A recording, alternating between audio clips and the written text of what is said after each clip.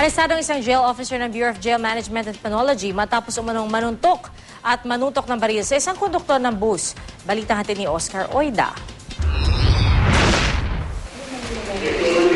Walang mukhang mayarap ang BJMP jail officer na si SJO4 Daniel Emplomanta.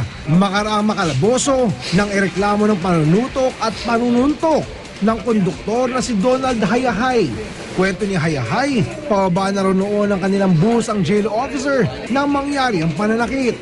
Yung baril niya nilipat sa, yung nasa bag niya, yung baril niya nasa bag, nilipat dito po sir. Tapos pagbaba, sinuntok ako dito po sir. Tapos naka-atras po ako. Pagsuntok niya, sabay bunot siya ng ano. Hindi naman ipinagkaila ni Emplomanta ang sinasabing panununtok. Anya, tila inisahan daw kasi siya ng konduktor.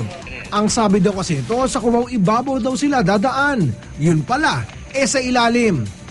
Bakit mo nasuntok? Kasi nga ilalim ako, ang layo na lalakarin ko. Tapos pag doon sa may ibabaw naman, hindi man sila ibabaw bigla eh. Nung sinabi nga nila, nag-ibabaw sila. Well, in fact, sabi nga nila sa Quezon Boulevard, ayaw nilang mag-Quezon Boulevard eh. Pero gate niya, di raw niya tinutukan ng baril ang konduktor. Sinisindak lang daw niya ito. Tinutukan mo ba? Diyan ko nagkakamali. Hindi ko Tinutukan mo? Hindi. Ha? Ano nangyari doon? Andito yung baril ko na sa bewang eh. Andito sa bewang na eh. Kasi tinanggal ko na pagasano. Ang poise ko lang sa kanya, na igalang niya naman. Pero malas lang niya at di nasindak ang naturang konduktor.